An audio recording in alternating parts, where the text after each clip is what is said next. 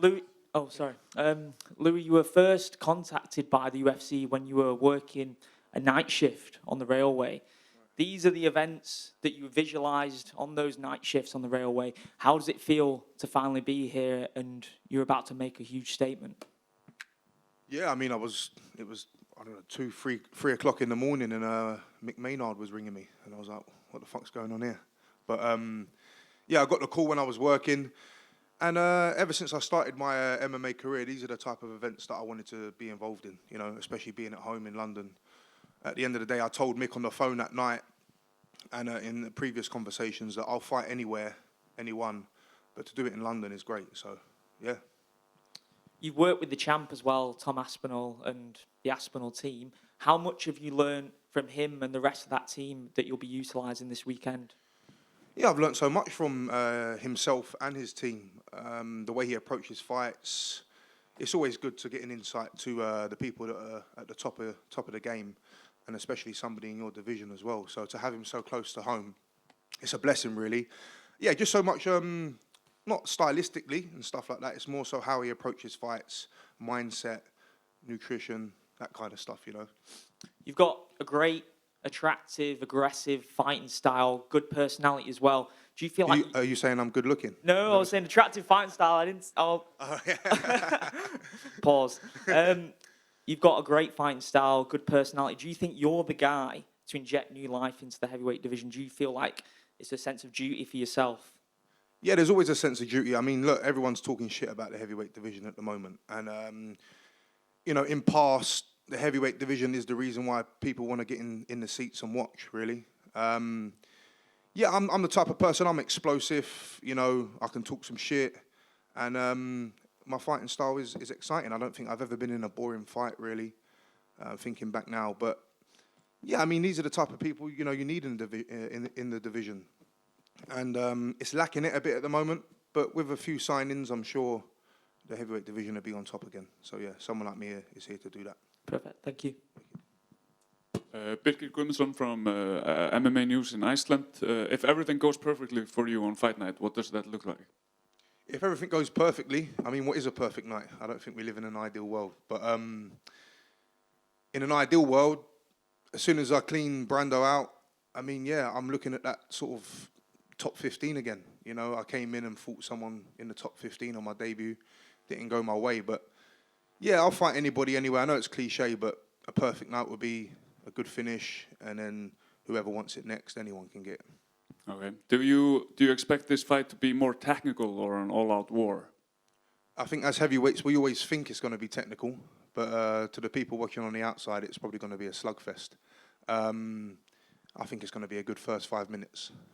Okay. Do you have a message for your opponent? Be ready. Brilliant. Louie, over here. Yep. You fought in some of the major organisations outside the UFC. What has been the biggest difference now you're inside the UFC fight week, leading up to the fight? What's the biggest difference being in the UFC for yourself? The UFC is the pinnacle. Obviously, people say that, but until you get here, you obviously realise that in terms of the way they treat you. They bring the PI to the hotels, preparing your food and things like that. It's just the way they look after you. That's the ultimate difference I see in the other organisations compared to the UFC. Yeah. And the O2 crowd on Saturday is going to be electric. And obviously, you're She's electric. Thank you for that. And the crowd's going to be insane. And you know, you're someone who you feed off that crowd energy. You can see it when you win. You can see it when you fight.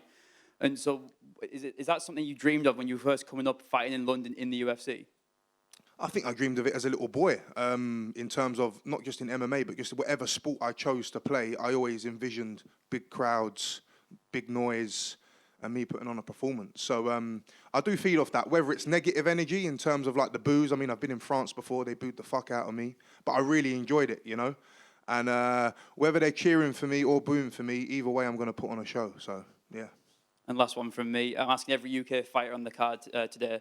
The White House is probably the biggest talk about news in MMA right now. What would your UK equivalent venue of choice be for a UK version of the White House? And who would you want to fight on that card? I would say 10 Downing Street, but fuck that. That's a bit boring. One for me would be something at the The Tottenham Stadium, the Spurs Stadium. I'm a massive Spurs fan, so something at the Spurs Stadium would be pretty good. Headlining the Tottenham Stadium, because then I can pop across the road, grab some chicken and chips, and head to my nan's house. Yeah, that would be ideal. And who would you want to fight in the Spurs Stadium? Fucking anybody. Thanks, Louie. Just right there. I just want to come back on the situation of the heavyweight division. What your thought about Pereira against Gan, the combined event of the White House, and your prediction about this fight? I think it's a really good matchup. I think the matchmakers have done well with that one. Obviously, we're expecting a good technical stand-up fight, you know. But I keep toing and froing. I think yesterday I was like, I think Cyril Gane could probably do it. He's technically very good. But then again, I never like to write off Pereira. I think what he's done since he's come into the UFC and in the sport in general is something really good. And I think if he can get the job done that night, I think it puts him into that sort of GOAT contention, if I'm honest, yeah.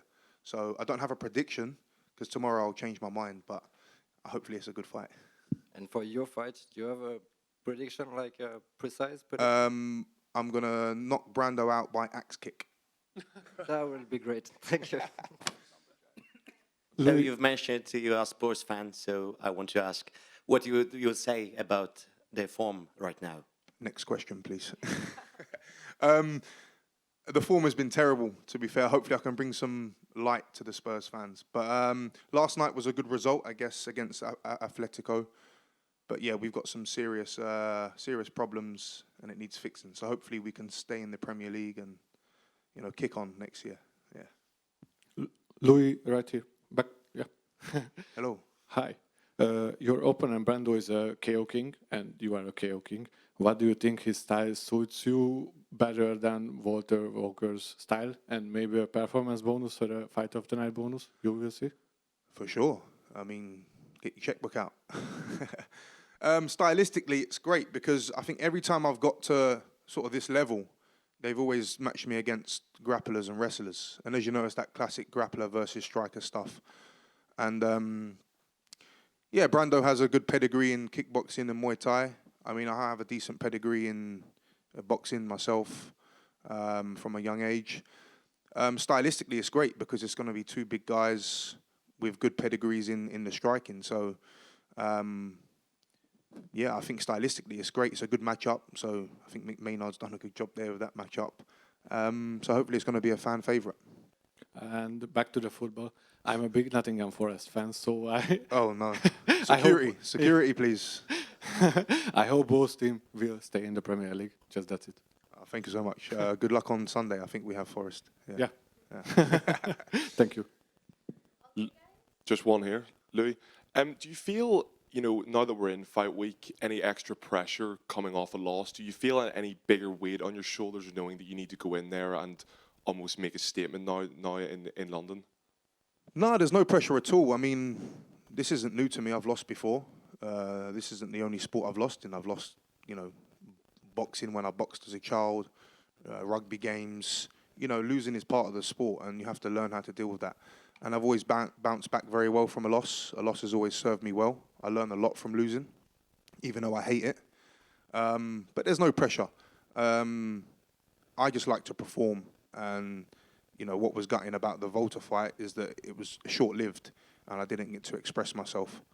So, yeah, there's no pressure on me. I like to, you know, wipe my mouth of it and just get back on the horse. Yeah, as you said, it was short-lived. How much can you take from that from your UFC debut? How much did you actually learn from that entire process? I still learnt some things. When I was in there, again, I didn't feel any pressure. I looked at my corner and was like, you know, this is where I belong. And I knew on the feet that I had his number. From the first 10 seconds after we touched gloves, I see the shots that could have got him out of there. But, you know, in this sport, you zig instead of zagging. And you can get caught, and I think his only way to get me out of there was the heel hook, and he executed. And I think I missed my right hand by millimeters.